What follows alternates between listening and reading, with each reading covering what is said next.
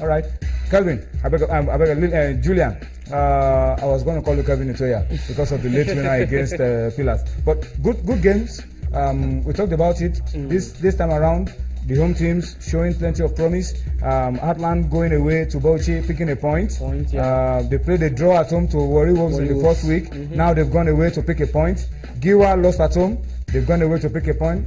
Things are shaping up beautifully. Just match day 2 of the league. Yeah, I'm very sure that there will be lots more away victories this season. I remember last season we had about 32 of them, and this season we already have 4 away victories already. We had 2 away draws.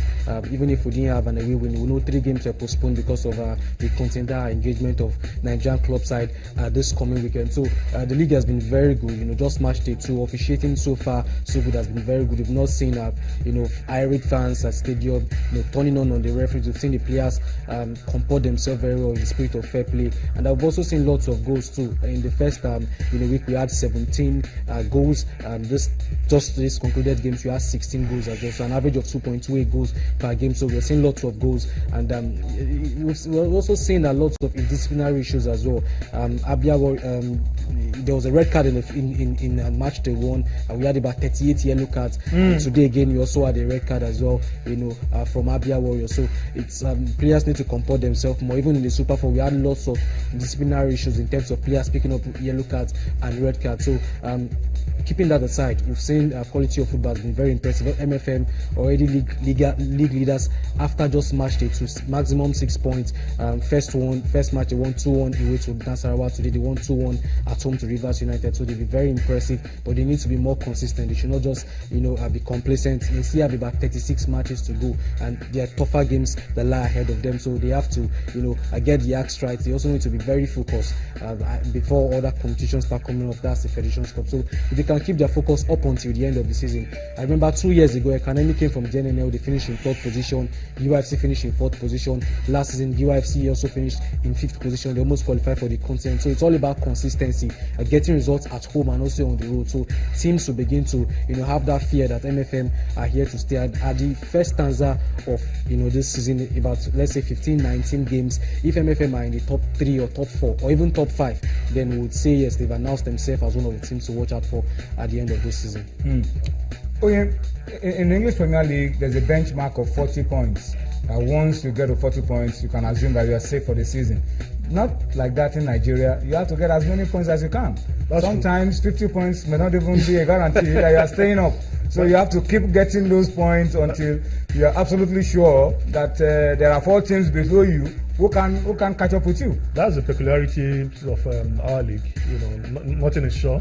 The situation here is different. Sometimes you travel on the road, you may not win matches, and there are other factors. Fatigue will come into play if you don't have depth in your squad.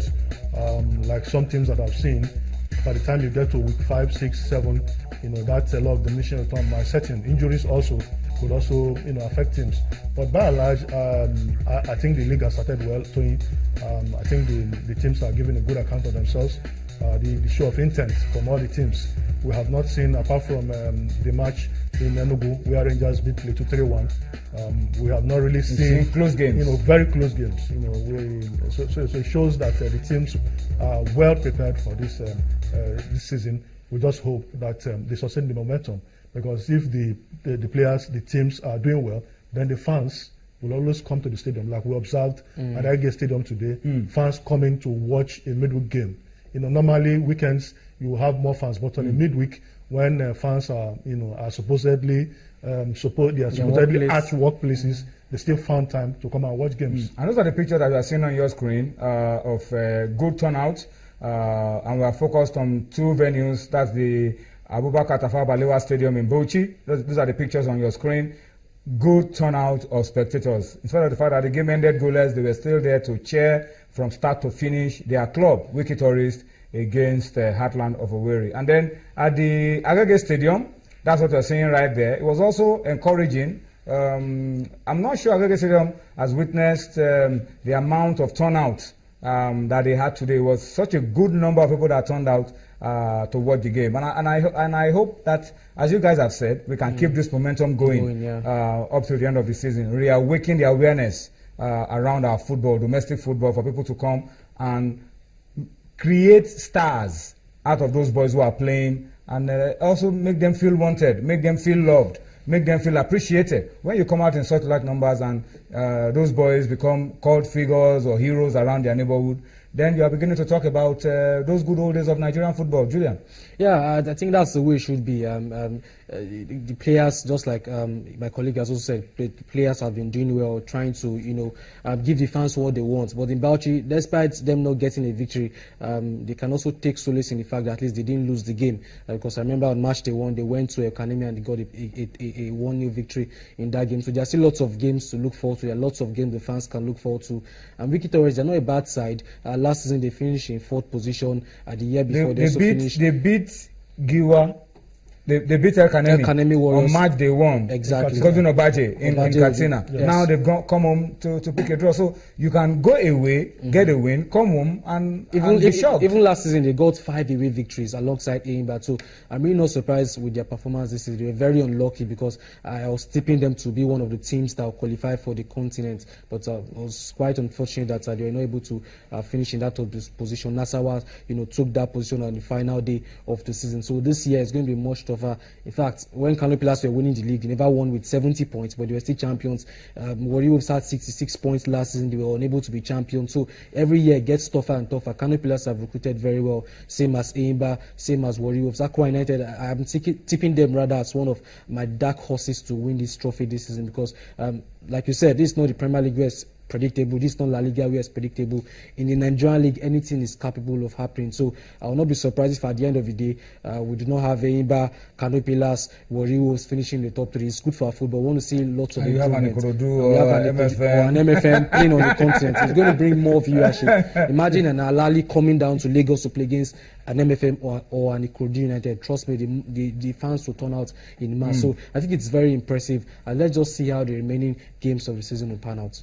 Okay, it's time for us to switch gears now and just quickly update you around the UEFA Champions League. Both games now have are now at half-time. Both games, Dynamo Kiev at home to Manchester City, 0-1 at half-time. Of course, I told you about it before. Sergio Aguero with the only goal in that game for Manchester City. And then the other one is at half-time, but it's goalless. PSV Eindhoven and Atletico Madrid are still 0-0. So that's just the update for you around the UEFA Champions League, the games currently going on.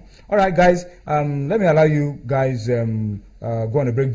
Julian to go on a break. Yemi Adebayo will be joining us after this break. But during the break, let's take you to the Emirates Stadium. Arsene Wenger is one man that I'm sure wouldn't like to hear that name, Barcelona, particularly in the UEFA Champions League, because anytime it comes up against Barcelona, they have a way of stopping his team right in their tracks. And it has happened again this year. They lost yesterday 0-2 to Barcelona, and already Wenger says that looks like the end of the road for Arsenal this year. They have to start to prepare for next year's UEFA Champions League. All right, but let's listen to Arsene Wenger now. When we return, Yemi Adebayo will be here, and the rest of the show we will build up to the big one that will be happening on Friday in Zurich, FIFA elections. Who is in, who is out, what more drama can we get after today? The Court of Arbitration, 3 out, 3 away the appeal of Prince Ali to have the election stopped. We'll talk about all of that and more after this timeout.